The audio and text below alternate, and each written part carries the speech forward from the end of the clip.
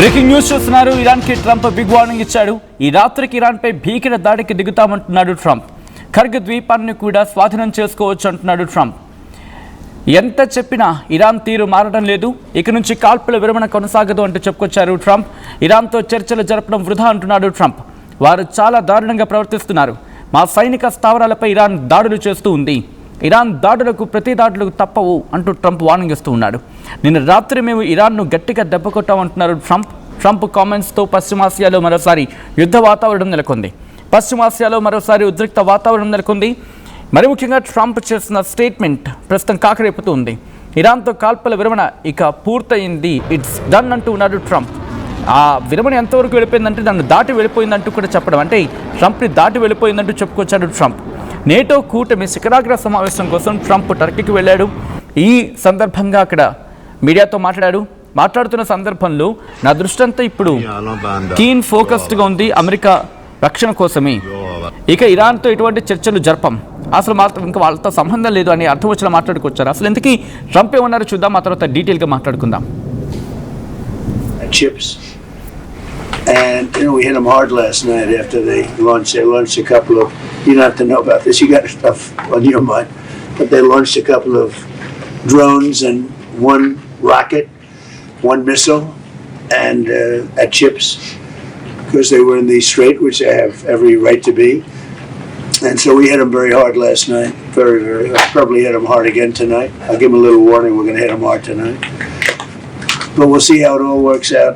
No, I'm not happy with them. You know, it's like, for instance, we'll have a meeting and we'll talk about the denuclearization of Iran, because that's what the war is. It's not a war. It's really the denuclearization of Iran. And we'll have a meeting and we'll talk about just that. That's because my whole thing is not about regime change. It's not about, although I think it's regime change when you knock out the first group, the second group, and now you're the, I think that's maybe the ultimate regime change. And we hit them hard last night after they launched a couple of, you don't have to know about this, you got stuff on your mind, but they launched a couple of drones and one rocket, one missile, and at ships, because they were in the strait, which they have every right to be. And so we hit them very hard last night, very, very hard. Probably hit them hard again tonight. I'll give them a little warning, we're going to hit them hard tonight. But we'll see how it all works out. No, I'm not happy with them. You know, it's like, for instance, we'll have a meeting and we'll talk about the denuclearization of Iran, because that's what the war is. It's not a war. It's really the denuclearization of Iran. And we'll have a meeting and we'll talk about just that. That's because my whole thing is not about regime change. It's not about, although I think it's regime change when you knock out the first group, the second group, and now you're the, I think that's maybe the ultimate regime change. Right, అది Trump statement. వాళ్ళతో నేను అస్సలు సంతృప్తిగా లేను, విసిగిపోయానని అర్థం వచ్చేలా Trump మాట్లాడుకొచ్చాడు. ఇంకా ఏమంటూ ఉన్నాడు మాట్లాడుకుంటాం. దానికి సంబంధించి ట్రంప్ కొన్ని కీలకమైన వ్యాఖ్యలు చేశాడు ఈ కాంటెక్స్లోని. వాళ్ళతో విసిగిపోయాను, ఇక నా ఫోకస్ అంతా మారిపోయింది, ఇక నేను వాళ్ళతో డీల్ కుదుర్చుకునే ప్రసక్తి లేదు, వాళ్ళ ప్రతినిధితో ఇక నేను మాట్లాడను, డిస్కషన్స్ ఉండవు, అసలు ఏమీ ఉండదు.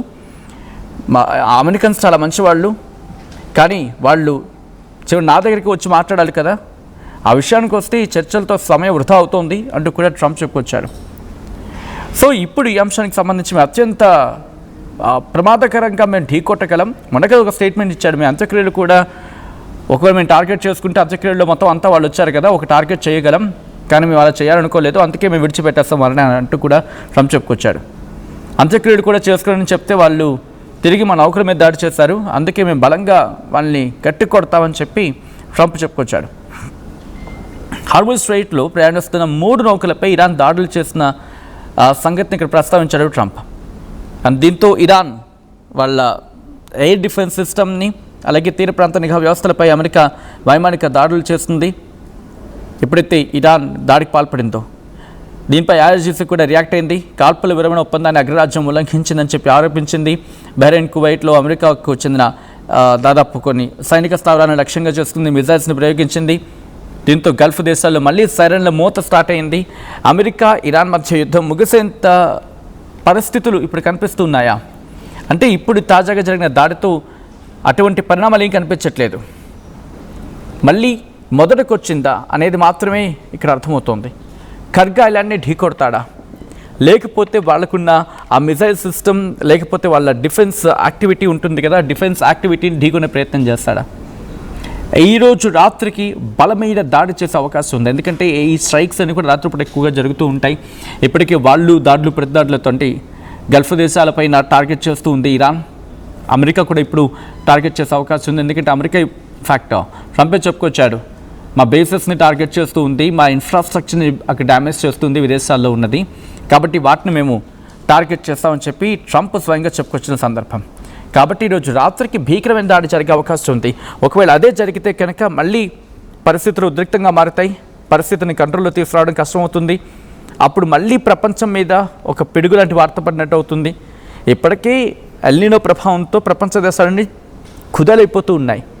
చుక్క చినుకు పడితే బాగుందని చెప్పి రైతులు కళ్ళు వాచిపోతూ ఉన్నాయి వాటి గురించి చూసి. కానీ వర్షాలు ఎక్కడ పెద్దగా తారసపడటం లేదు. ఇప్పుడు అటువంటి పరిస్థితుల్లో మళ్ళీ యుద్ధం మొదలైతే కనుక, మళ్ళీ ఇంధన రంగం కుదేలైతే కనుక పరిస్థితికి అంతే, ఎవరి చేతుల్లో ఉండవేమో అనేంతలా వెళ్ళిపోతాయి. ఈ సోకాల్డ్ పాకిస్తాన్ గురించి ఇక్కడ మాట్లాడుకోవాలి. ఇక్కడ ఎందుకు పాకిస్తాన్ గురించి ఇక్కడ ప్రస్తావన తీసుకొస్తున్నా సచిన్ అని చెప్పి మీకు డౌట్ రావచ్చు కాక, గుర్తుపెట్టుకోండి, ఇటు ఇరాన్కి అమెరికాకి మధ్య ఈ ఒప్పందం కుదిరినప్పుడు నేనే చేశా అని చెప్పి ఊరిక సంకలు గుద్దేసుకుందన్నమాట అటువంటి పాకిస్తాన్. ఇన్ఫ్యాక్ట్ వీళ్ళిద్దరి మధ్య డీల్ కుదిరితే వీళ్ళిద్దరు సంతకాలు చేయాలి కదా. ఇదిగో నేను కూడా సంతకం చేస్తా అని చెప్పి ఒక బుక్ లాంటిది ఏదో పట్టుకొచ్చి దాని మీద గీకేస్తున్నట్టు షెహబాజ్ షరీఫ్ ఒక ఫోటో కూడా ఇచ్చాడు. Now Pakistan should answer for this. Pakistan must answer for this. Where is your mediation? Where is your mediation, Pakistan? And nobody is respecting your statement. And nobody is respecting even your mediation. You are saying as a mediation. Mediation అని చెప్తూ ఉన్నా కానీ ఏ ఒక్కరు నీ mediation పట్టించుకోవట్లేదు. ఫోటోలకు pose ఇవ్వడం కాదు Shehbaz Sharif. You have to go and work on the peace in least conditions. In least conditions you have to go and work on the peace conditions. Nobody is listening either side. Iran is not listening to you, even US is not listening to you. Pakistan అర్థం చేసుకున్న విషయం ఏంటంటే ఫోటోలకు ఫోజులు ఇచ్చేసి వచ్చిన క్రెడిట్ని కొట్టేయడం, మన భాషలో పక్కాగా చెప్పాలంటే క్రెడిట్ని దొబ్బేయడం కాదు, క్రెడిట్ని కొట్టేయడం కాదు. పీస్ డీల్కి తగినట్టుగా ఇద్దరిని కూడా అలా సముదాయించేలా చేయగలగడం. ఇప్పుడు మాట్లాడదు పాకిస్తాన్. ఎప్పుడు చూడండి ఈ సీజ్ ఫైర్ వైలేషన్ జరిగినప్పుడు ఎప్పుడూ ముందుకొచ్చి మాట్లాడింది కనిపించదు. షెహబాజ్ షరీఫ్ ఏ కలుగులో పోయి దాక్కుంటాడో అర్థం కాడు. ఎస్, ట్రంప్ ఇచ్చిన స్టేట్మెంట్ ఎవరో పని కట్టుకుని ఫేక్ టీవీ అంటూ ఉన్నారు.